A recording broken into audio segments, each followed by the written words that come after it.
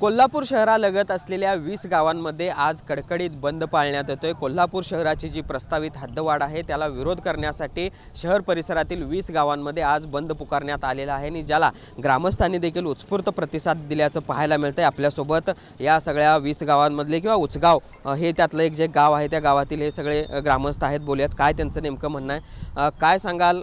खरं तर हद्दवाढीचा मुद्दा हा अंतिम टप्प्यात आहे, मात्र याला विरोध करत तुम्ही आज गाव बंद केले। खरं तर दुसऱ्यांदा अशा पद्धतीनं गाव बंद होते गेल्या 3 महिन्यात।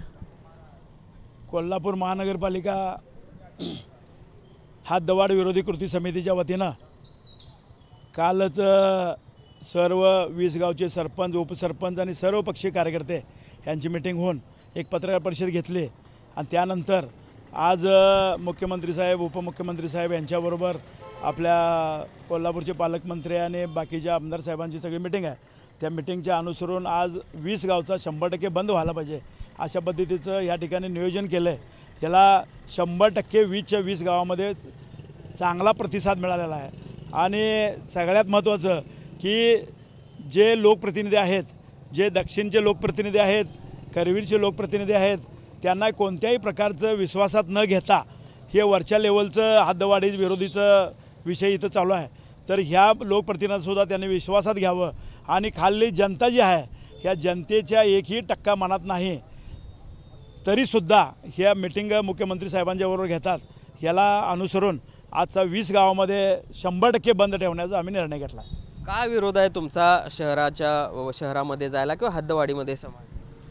बघितलं तर तुम्ही महानगरपालिकेमध्ये आता तुमच्याच माध्यमातून बघताय रस्ते व्यवस्थित। आता जर परवा पाऊस लागला, मोठ्या प्रमाणात रस्त्यावरती पाणी आलं, म्हणजे काही नियोजन नाही। उपनगरं तशी भकास पडल्यात, मूळ शहरसुद्धा भकास पडले आणि तुम्ही आता ही हद्दवाढीत ही गावं घेऊन काय करणार आहे, म्हणून आमचा विरोध आहे। आज मुख्यमंत्र्यांच्या समवेत कोल्हापूर जिल्ह्यातील मंत्री महोदय असतील, आमदारांची बैठक आहे म्हणून आम्हाला समजल्यानंतर आम्ही तातडीनं 20 गावच्या जनतेनं, आज तुम्ही बघितलं तर 20 गावच्या जनतेनं पुकारलेलं बंद आहे। म्हणजे जनतेच्या मनात नाही, आता हळूहळू सगळी जनता रस्त्यावर येईल, जनतेच्या मनात नाही, कारण तुम्ही काय करू शकत नाही हे सिद्ध झालेलं आहे।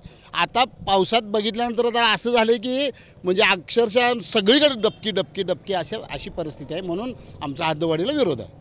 तर आज मुंबईत बैठक देखील होते, महत्त्वाची बैठक आहे हद्दवाढीच्या अनुषंगानं। काय तुमचा इशारा असणार आहे जर तुमचा विरोध दिसतोय, विरोध डावलून जर हे सगळं करायचा प्रयत्न झाला? हे बघा, शासनानं महाराष्ट्र प्राधिकरण निर्माण केलं, ते प्राधिकरण सक्षम करण्याच्या ऐवजी फक्त हद्दवाढ हीच करावी असं त्यांचं मत आहे। पण आम्ही आमचं गाव देणार नाही अशा 20 गावच्या सर्व नागरिकांनी, व्यापाऱ्यांनी आणि सर्वांनी आज कडकडीत या ठिकाणी बंद पाळलेला आहे आणि आमचं गाव काय पण झालं, काय पण उद्या पण आम्ही आमचं गाव देणार नाही। आज जर बघायचं परिस्थिती झाली तर शहराची, एवढं बकास शहर आहे, खड्डं कुठं आणि रस्ता कुठं हे समजणं झालं आहे।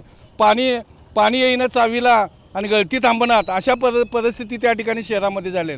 आमच्या गावामध्ये सर्व जीवनावश्यक वस्तू असू देत किंवा प्राथमिक सुविधा असू देत त्या या ठिकाणी व्यवस्थितपणे मिळतात, म्हणून आमचा या ठिकाणी हद्दवाढीला विरोध आहे हे निश्चित।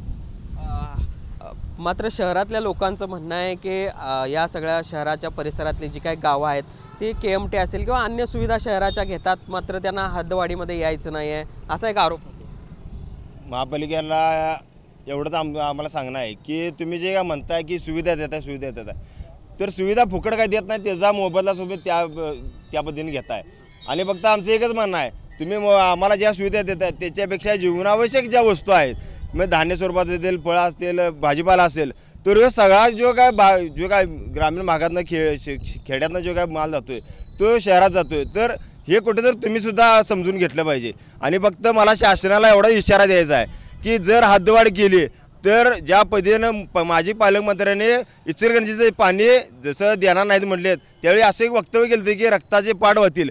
जर हद्दवाढच केली तर शासनानं, तर आमचा एक इशारा आहे की रक्ताचे पाठ वाल्याशिवाय राहणार नाहीत जर हद्दवाढ केलीच, असा एक आमचा संपूर्ण ग्रामीण जनतेचा आक्रोश हा 100% आहे। आणि येणाऱ्या काळामध्ये जर अशा पद्धतीचं लादली तर निश्चितपणानं त्या ठिकाणी रक्ताचे पाठ वाल्याशिवाय राहणार नाहीत।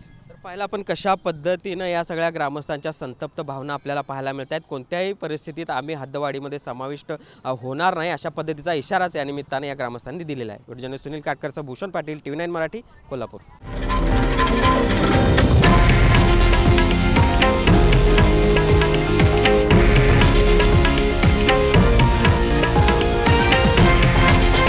हे आहे देशातील नंबर 1 न्यूज नेटवर्क आणि आपण पाहत आहात TV9 मराठी, एकमेव.